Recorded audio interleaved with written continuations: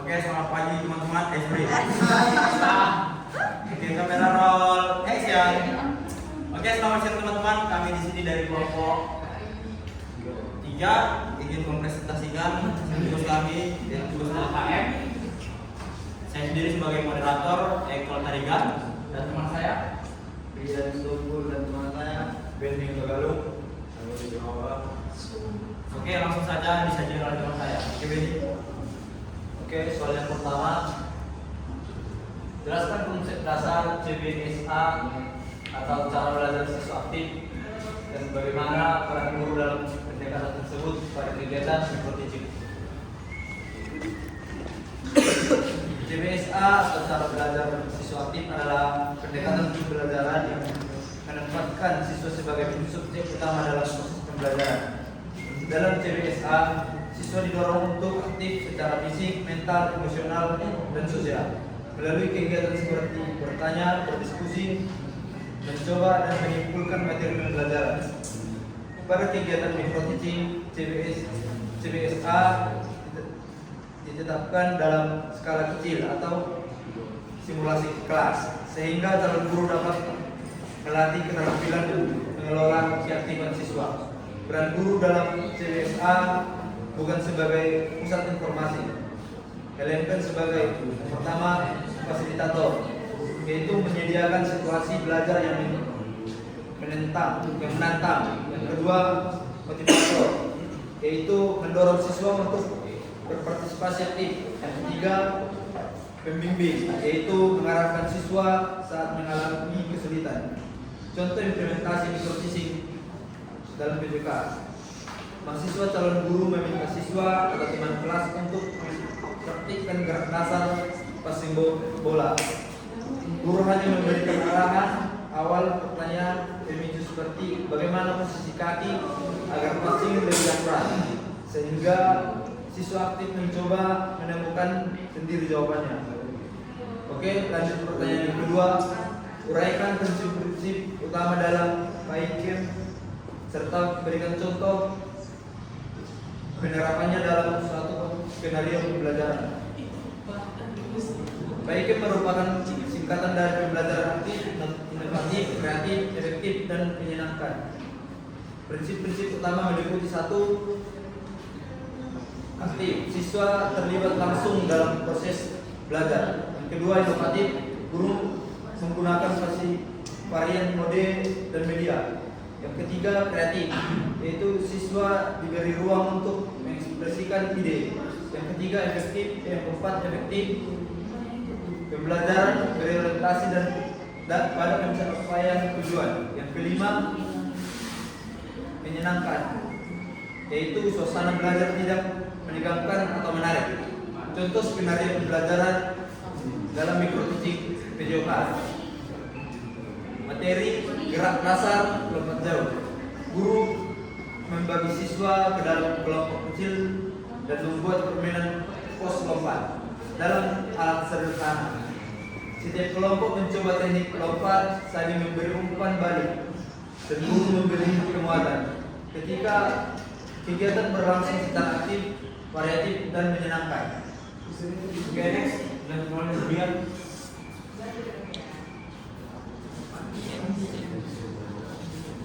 Tiga, analisislah perbedaan dan kesamaan antara CBSA dan PAIKM dalam tindakan ketertiban dan keterlibatan siswa.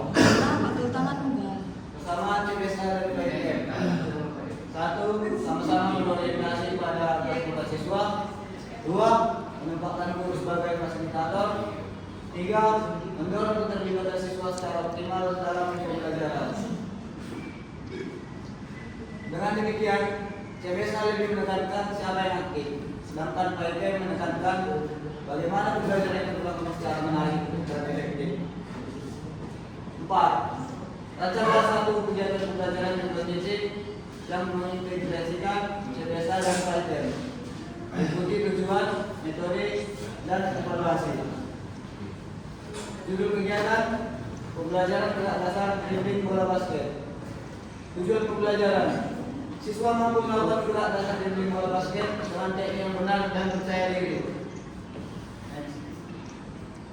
Metode dan strategi: 1. Diskusi kelompok kecil atau CBSA. 2. Demonstrasi dan praktik langsung. 3. Permainan sederhana atau play camp. Langkah kegiatan. 1. Guru menjelaskan tujuan dan aturan permainan. 2. Siswa dibagi menjadi beberapa kelompok. 3.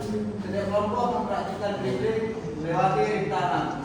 4. Siswa saling memberi masukan. 5. Guru memberikan penguatan dan refleksi singkat. Evaluasi. 1. Observasi keterampilan gerak siswa. 2. Penilaian ketertiban dan kerjasama kelompok. 3. Refleksi lisan dari siswa tentang pengalaman belajar. Teman-teman Samuel. 5. Refleksikan manfaat penggunaan CBSA dan PKM terhadap pengembangan kompetensi pedagogi calon guru. Penggunaan CBSA dan PKM terhadap manfaat dalam mengembangkan kompetensi pedagogi calon guru karena pertama, latih kemampuan merancang penilaian yang berpusat pada siswa. 2. Meningkatkan keterampilan mengelola gerakan aktif dan dinamis. Yang ketiga, membiasakan cara guru menggunakan metode variatif. Yang keempat, meningkatkan kepekaan terhadap anak dari sedikit dan gangguan siswa. Dalam konteks teaching, penerapan CBSA dan PKM membantu cara guru menjadi refleksi, kreatif, dan profesional dalam menjalankan tugas mengajar di kelas nyata. Oke, sekian presentasi dari kelompok kami, kelompok 3 mengenai tugas LKM kami. Nah, di sini kami akan membuka sesi tanya jawab yang kami berikan kesempatan untuk 2 orang penanya. Terima kasih. Ya, ada Rido dan Ari. Silakan. Rido duluan.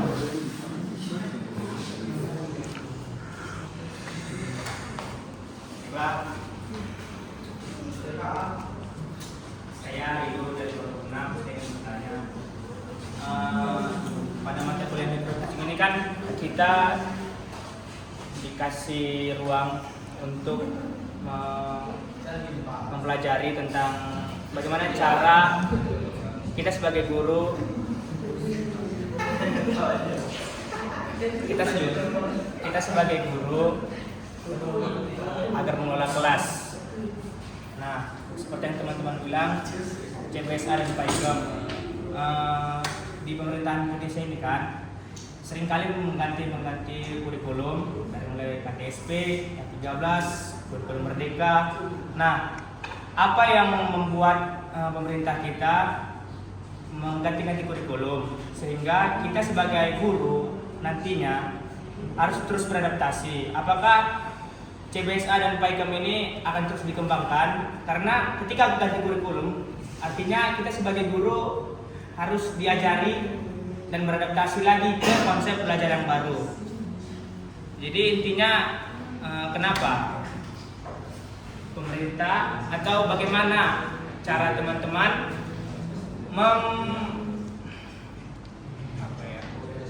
mempraktekkan PAIKM dan CBSA itu ke dalam pembelajaran ketika kurikulumnya berganti-ganti. Terima kasih. Oke, baik, terima kasih kepada teman kami Rido. Misalkan kepada teman kami hari ini memberikan pertanyaannya kepada kami. Baik, terima kasih atas kesempatan yang diberikan. CBSA dan PAIKM ini kan tadi memiliki persamaan ya, yang dimana salah satunya sama-sama siswa itu dituntut aktif, ya kan?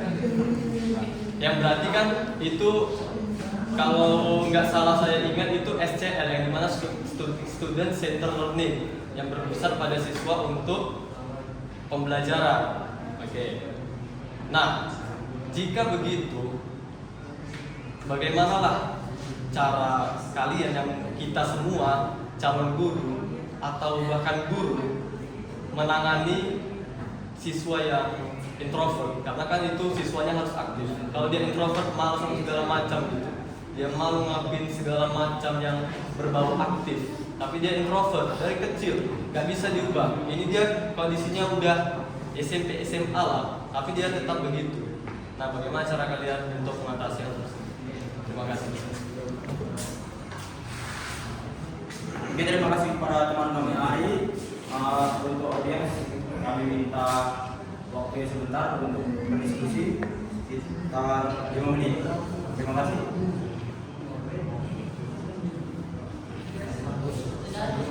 Oke, baik, di sini kami akan mencoba menjawab pertanyaan dari teman kami, Rido ya, Bang Rido. Bagaimana cara kami mempraktekkan CBSA dan PIKM dalam kurikulum yang sering berubah-ubah? Nah, yang pertama juga kami akan menjawabnya, mengapa kurikulum sering berubah? Itu yang pertama ada beberapa faktor. Yang pertama itu faktor relevansi zaman. Pengetahuan berkembang sangat cepat. Apa yang relevan 10 tahun lalu mungkin sudah usang sekarang. Misalnya literasi digital yang kini jadi wajib. Yang kedua ada faktor evaluasi hasil belajar. Pemerintah melakukan evaluasi seperti hasil PISA, dan jika hasilnya belum maksimal, kurikulum diperbarui untuk memperbaiki titik lemah tersebut. Yang ketiga itu ada faktor perubahan visi politik. Nah, di sini pendidikan adalah instrumen negara. Setiap kepemimpinan seringkali membawa visi baru tentang profil lulusan yang diinginkan. Contoh profil pelajar Pancasila. Nah, faktor berikutnya yang keempat adaptasi global. Menyesuaikan standar pendidikan di Indonesia agar lulusannya bisa bersaing di tingkat internasional. Nah, bagaimana sih cara kita mengelola CBSA dan PIKM bagi calon guru? Bagi calon guru, jangan terjebak pada nama kurikulumnya, tapi kuasailah esensi metodenya. CBSA cara belajar siswa aktif, dan PIKM pembelajaran aktif, inovatif, kreatif, efektif, dan menyenangkan. Nah, di sini ada caranya, yaitu tipsnya yang pertama itu kurangi durasi ceramah di depan kelas, berikan masalah atau proyek yang harus diselesaikan siswa secara berkelompok. Nah, yang kedua, aplikasi PIKM, yaitu gunakan media pembelajaran yang variatif, video, simulasi, atau game. Bahkan kita harus membuat suasana kelas lebih menarik dengan adanya media sosial. Nah, agar suasana menyenangkan namun tetap efektif mencapai tujuan belajar. Mungkin itu saja yang bisa kami berikan jawaban dari kelompok kami dan teman kami itu. Ini tadi ini kan nggak kan pas itu nambah, karena bukan sudah menambah. Kan tadi dibilang saya tanya guru kalau perubahan kurikulum, ya, misalnya kan kita kan pernah jadi pelajar. Nah, kita itu punya guru yang dari misalnya muda dia mengajar kita sesuai dengan kurikulum KTSP, baru berganti jadi K13 dan sekarang kurikulum Merdeka. Nah, yang dia itu CBSA PIKM itu apakah relevan di 3 kurikulum itu kan? Bagaimana cara beradaptasinya? Dan kalau misalnya ada kurikulum lanjutan yang akan berubah, nah itu kan gimana cara teman-teman beradaptasi? Intinya adaptasi sebagai guru nantinya itu. Baik, di sini akan saya menjawab perwakilan dari kelompok. Tadi yang pertama saya sudah menjawab bagaimana cara teman-teman mempraktekkan CBSA dan PIKM dalam kurikulum yang sering berubah-ubah dan mengapa kurikulum itu sering berganti-ganti. Itu yang pertama saya sudah menjawab. Nah, jika teman kami Rido itu bertanya seperti itu, bisa saya perwakilan kelompok 3 bisa menjawab itu. Kita sebagai calon guru harus lebih berkreatif untuk melihat bagaimana perkembangan kurikulum itu yang pertama. Nah, kita juga harus mengikuti teknik ataupun tata cara yang dibawakan oleh pemerintah, karena kurikulum ini ada sangkut pautnya dengan dunia politik.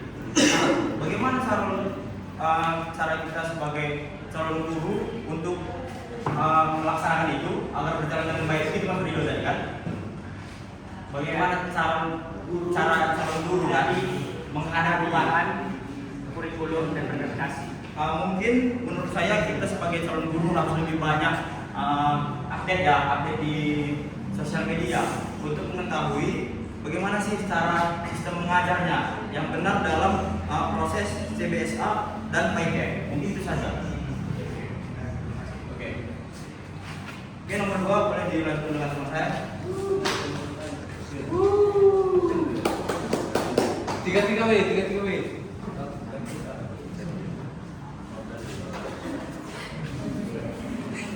Oke, saya akan menjawab pertanyaan dari Bang Ilham Arif.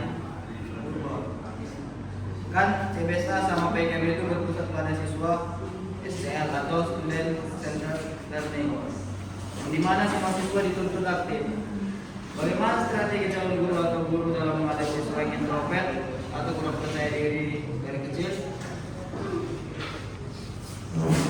Dalam pendekatan SCL atau Student Centered Learning, aktif tidak selalu berarti harus banyak bicara.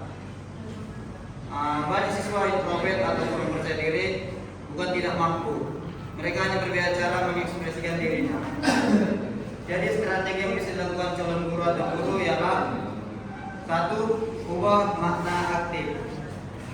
Aktif itu bisa berarti 1. Menulis refleksi, 2. Bertanya lewat tugas kecil, 3. Diskusi berpasangan, 4. Menggambar ide. Yang kedua, gunakan strategi bertahap. Mulai dari skala kecil. 1. Think, yaitu siswa berpikir sendiri. 2. Pair, yaitu diskusi berdua. 3. Share, berbagi ke kelompok kecil. Yang ketiga, ciptakan lingkungan yang aman. Guru bisa tidak mempermalukan jawaban yang salah. 2. Memberi apresiasi usaha, bukan hanya hasil. Ketiga, menghindari membandingkan siswa. Yang keempat, sediakan alternatif partisipasi. Contohnya jawaban lewat sticky notes. 2. Jurnal harian. Yang kelima, kenali latar belakang anak. Siswa kurang percaya diri bisa karena 1. Pola asuh otoriter, sering dikritik, trauma di teman, dan pernah gagal lalu dilabeli tidak bisa. Yang keenam, beri peran yang sesuai karakter. Yang ketujuh, bangun kepercayaan diri secara bertahap. Oke, Bang Ali, bisa diterima? Beberapa udah oke. Penambahan memang betul. Introvert itu bukan hanya dia harus ngomong kan, ya kan? Tapi introvert itu kan ketika dia melakukan bertindak itu kan nggak harus ngomong. Ketika dia bertindak melakukan misalnya peragaan, kan introvert dia malu. Nah itu satu, berarti kan dia introvert bukan karena dia takut ngomong sama yang lain, tapi juga takut melakukan peragaan sesuatu, ya kan? Nah itu penambahan. Cobalah, misal gimana ya? Kasih satu contoh aktivitas yang aktif aja, sedikit aja, entah pasif gitu kan. Nah, atau misalnya dia bermain-main dalam bentuk game. Nah, dia kan introvert tuh. Nah, dia nggak mau ngelakuin hal tersebut karena malu. Nah, caranya gimana? Sekarang bukan hanya kita hanya ngomong, tapi tunjukkan bentuknya gimana. Misalnya. Oke, good. Baik, mungkin saya tambahin sedikit. Pada sehari tadi bagaimana? Jadi bagaimana caranya mengajaknya? Ya? Iya, ibaratnya begitu Anak lah. yang introvert. Introvert. Mungkin dari jawaban kelompok kami, kita harus melakukan pendekatan kepada anak tersebut dengan cara kita melihat apa yang disukainya, apa hobinya. Nah, kita bisa bawa anak tersebut dari hobinya sendiri. Karena kayak Ari bilang tadi pasif, bisa jadi hobi anak tersebut bukan pasif atau bukan sepak bola. Nah, sementara anak tersebut mempunyai kreatif yang lain, di cabur yang lain, misalnya renang atau bisa basket. Jadi kita membawa anak tersebut dulu mendekati cabornya, apa yang dia suka. Nah, apa yang dia suka, kita bawa dia ke hal tersebut. Setelah itu baru kita masukkan materi baru. Misalnya kayak Ari bilang tadi nih, misalnya Ari bilang sepak bola pasti. Nah, setelah dia suka sama kita, dia kan termasuk suka nih sama kita, karena kita membawa dia suka dalam cabornya. Paham nggak sini? Nah, kita membawa dia ke cabur yang lain. Dari misalnya nih, sama kayak gue selalu jauh dari anak yang introvert. Misalnya kayak kita lah, kita introvert. Nah, kayak aku sama Benny, aku orang introvert, tapi Benny enggak gitu. Misalnya Benny lah misalnya Benny ini lihat sahabatku misalnya di karate. Benny bawa aku karate dulu pertama. Udah setelah itu gimana sih caranya kita supaya Ekel ini tertarik dengan cara mengajar si Benny. Itulah tugas si Benny, tugas kita sebagai guru. Gimana caranya itu? Nah, si Benny mendekati aku, udah latihan kami sama karate sama, udah nyaman gitu. Terakhir, ayolah kita belajar sama-sama. Sekali-sekali kita sabor sepak bola. Nah, baru kita lari ke passing tadi. Nah, setelah apapun ceritanya, kalau misalnya anak itu udah menyukai pelatihnya, pasti dia mau belajar. Pasti. Jadi mungkin dari situ dia bisa belajar passing. Mungkin itu sedikit contoh ya dari kami. Mungkin boleh ditambah lagi juga, boleh. Terima kasih. Ada mau tambahin? Besok? Oke, baik. Terima kasih kepada teman kami Rido dan Ari yang telah memberikan pertanyaan untuk kami. Apakah ada teman-teman lain yang ingin menyanggah? Tidak ada? Oke, selesai. Terima kasih, sekian presentasi dan tanya jawab dari kelompok kami. Mohon maaf jika presentasi kami kurang baik di hadapan teman-teman, karena yang sempurna hanya milik Tuhan. Oke, kami kelompok 3 pamit undur diri. Selamat siang. Terima kasih. Ya, sore.